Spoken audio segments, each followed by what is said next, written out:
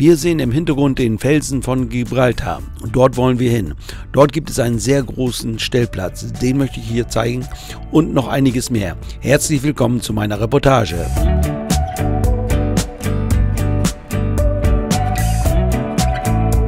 Wir sind am 22. Februar ca. 10 Uhr morgens gestartet Richtung Gibraltar. Dazu haben wir die Autobahn genutzt, sie ist mautfrei. Wir waren schon vor mehr als 20 Jahren in Gibraltar und auch auf dem Felsen. Für uns ist diesmal nicht sicher, ob wir überhaupt auf den Felsen raufgehen. Für uns war in erster Linie wichtig, den Stellplatz uns anzusehen und die Umgebung. Der Stellplatz ist gut anzufahren, wie man hier vielleicht sehen konnte. Bis kurz vor dem Stellplatz waren die Straßen vierspurig. Jetzt sind wir kurz vor dem Stellplatz. Hier ist die Einfahrt zum Stellplatz. Um den Stellplatz zu befahren, fährt man bis vor die Schranke. Dort gibt es auf der linken Seite dann einen Parkautomaten. Dort zieht man ein Ticket und dann öffnet sich die Schranke und man kann auf den Platz fahren. Man sieht hier im vorderen Bereich ist der Parkplatz für die PKWs. Dann kommen wir hier an einen Kreisverkehr. Hier sieht man auch schon eine Beschilderung, Hinweis zum Stellplatz. Wir müssen jetzt uns ein bisschen links halten. Und dann sehen wir jetzt zwei Zufahrten. Einmal hier rechts rein, ein Tor, dort kann man reinfahren zum Stellplatz. Oder wir hätten auch links fahren können, wären wir auch zum Stellplatz gekommen. Dieser Stellplatz teilt sich auf in zwei Bereiche.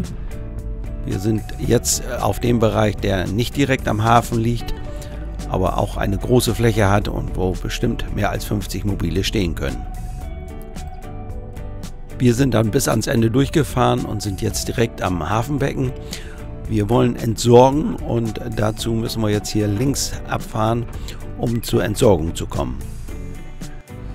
Andere Camper hatten uns schon geraten, entsorgt, wenn ihr ankommt. Wenn ihr nämlich am nächsten Morgen, wenn ihr abfahrt, entsorgen wollt, dann entsteht dort meistens eine lange Schlange, weil es nur eine Entsorgung hier auf dem Platz gibt. Jetzt braucht es etwas Geduld, aber alle sind bemüht, schnellstmöglich zu ent- und versorgen.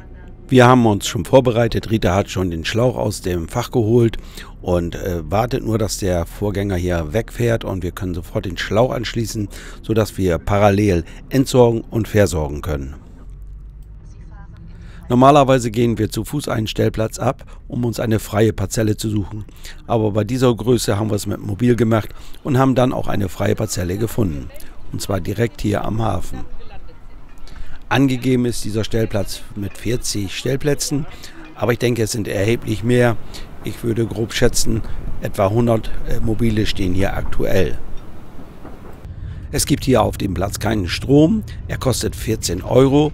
Man hat mir, oder einige Camper haben mir erzählt, bei längeren Fahrzeugen wird es teurer, bis zu 17 Euro. Ich habe dazu keine Informationen gefunden, auch hier auf dem Platz nicht. Wir haben auch nur 14 Euro bezahlt. Jetzt mal ein Blick von oben auf den Hafen und auf den Stellplatzbereich. Ich habe den Stellplatzbereich gelb markiert, damit man etwa erkennen kann, wo der Stellplatz hier so liegt und wie groß er ist. In dem Bereich, wo wir hier stehen, stehen Fahrzeuge bis 8 Meter etwa. Dann gibt es einen Bereich, dort können längere Fahrzeuge, also längere Mobile stehen. Ich schätze mal auch 12 Meter Länge. Dort, wo wir stehen, hat man einen schönen Blick auf den Hafen. Da wir hier schon am frühen Nachmittag angekommen sind, haben wir uns zu Fuß auf den Weg gemacht, uns erst einmal so ein bisschen auf dem Platz umgesehen. Da gibt es hier zum Beispiel Waschmaschinen und eine Toilette gibt es auch.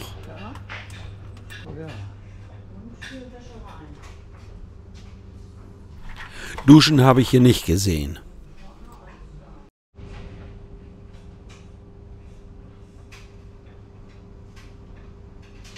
Dann gibt es in der Nähe der Zufahrt, also direkt auf dem Stellplatz, ein Restaurant. Wir haben dieses Restaurant nicht besucht, sah aber alles soweit gut aus. Wir haben uns dann entschlossen, wir gehen noch ein Stück Richtung Felsen. Dabei kommen wir an einem Fahrradständer vorbei. Und ja, da staunt man, da stehen dann jede Menge Fahrräder. Aber die Eigentümer haben diese Fahrräder wahrscheinlich aufgegeben, so wie sie zumindest aussehen. Die meisten werden es wissen, der Felsen von Gibraltar gehört zu Großbritannien und wenn man dorthin will, muss man durch eine Grenzkontrolle, also braucht man auf jeden Fall einen Personalausweis oder Pass, um dann die Grenze zu passieren. Dieser Felsen ist 426 Meter hoch und bei guter Sicht kann man rüberschauen bis nach Afrika hin. Wir haben uns entschlossen, zu Fuß ein Stück zu gehen und das machen wir auch. Wir haben unsere Personalausweise mit dabei und so hoffen wir, dass wir die Grenze da passieren können. Schon vorher noch auf spanischem Gebiet sehen wir eine Einkaufsmeile mit Restaurants und Bars und so weiter. Jetzt sind wir an der Grenze. Hier gibt es Grenzkontrollen, auch PKWs werden kontrolliert und die Pässe werden kontrolliert und so kommt es zu Wartezeiten. Die Wartezeiten hielten sich bei uns in Grenzen. Wir mussten nur kurz unsere Ausweise zeigen und dann ging es weiter. Dann müssen wir aber noch eine weitere Hürde nehmen und zwar, um auf den Felsen zu kommen oder zum Felsen zu kommen, müssen wir einen Flughafen überqueren und zwar die Landebahn. Und das natürlich auch wieder mit Hindernissen verbunden. Etwa in der Mitte der Landebahn überquert eine Straße die Bahn. Dort auf dieser Straße, dort befinden wir uns jetzt. Die Straße wird gesperrt, sobald ein Flugzeug startet oder landet. Und dann müssen wir hier als Fußgänger und natürlich auch alle anderen Fahrzeuge hier warten. Gott, was machen die jedes Mal?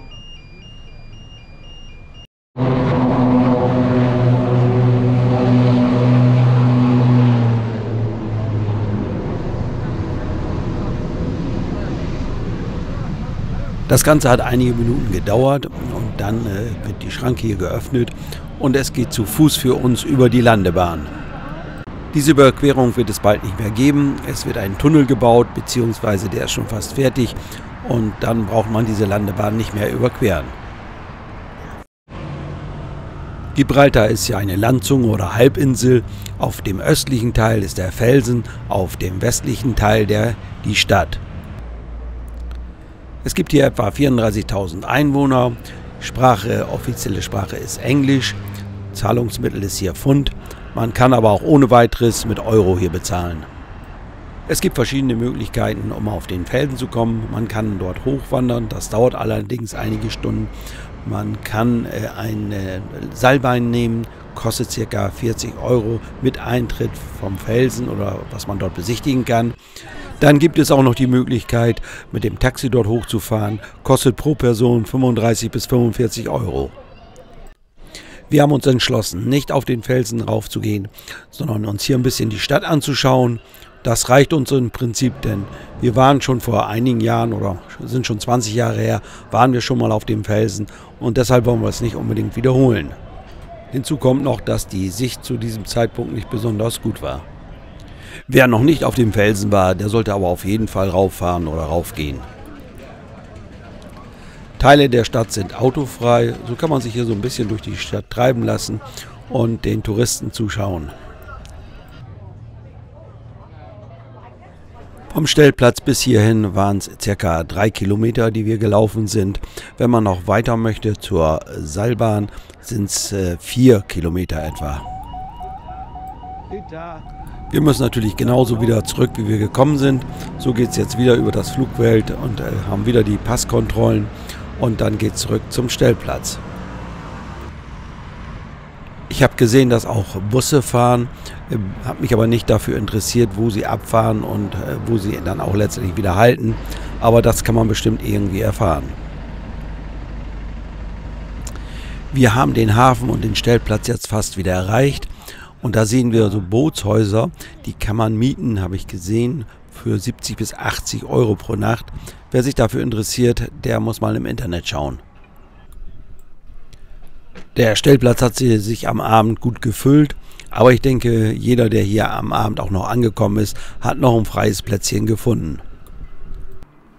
Der Platz ist sauber und ordentlich, wird, glaube ich, gut geführt. Es ist Personal am Tage vorhanden, die den Platz auch abfahren. Auch die Entsorgung vom Müll ist ordentlich. Auch in der Nacht, der Platz ist gut ausgeleuchtet, es ist ruhig, wir haben gut dort geschlafen.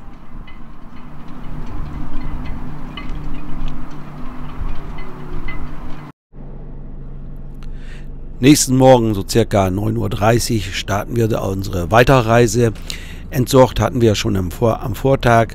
Es ist auch wichtig, denn morgens ist häufig großer Andrang an der End- und Versorgung. Wir verlassen den Platz so, wie wir gekommen sind. Wir fahren wieder über diesen großen Parkplatz hier. Das scheint irgendwie erst neuerdings dazu zu gehören hier zum Stellplatz. Man sieht, es sind immer noch Plätze frei, also scheinbar kann man hier immer noch einen freien Platz finden, wenn man auch später am Abend kommt. Bezahlen müssen wir natürlich auch noch. So fahren wir jetzt in Richtung Ausfahrt. Dort steht der Parkautomat und dort müssen wir dann bezahlen. Der Platz kostet hier 14 Euro. Allerdings habe ich gelesen, dass bei längeren Fahrzeugen oder länger als 7,50 Meter man 17 Euro bezahlen muss. Wir sind 8 Meter lang und haben allerdings nur 14 Euro bezahlt. Das Ganze funktioniert hier am Parkautomat. Der hat auch ein deutsches Menü. Man kann bezahlen mit Bargeld oder auch mit der Visa oder Mastercard. Unser nächstes Ziel ist Cipiona. Über diesen Platz dort habe ich schon berichtet, vor einem Jahr circa. Dort wollen wir jetzt wieder hin. Dort hat sich nämlich einiges verändert und darüber möchte ich berichten in einem meiner nächsten Videos. Ich sage mal wieder Dankeschön fürs Zuschauen und bye bye, bis zum nächsten Mal.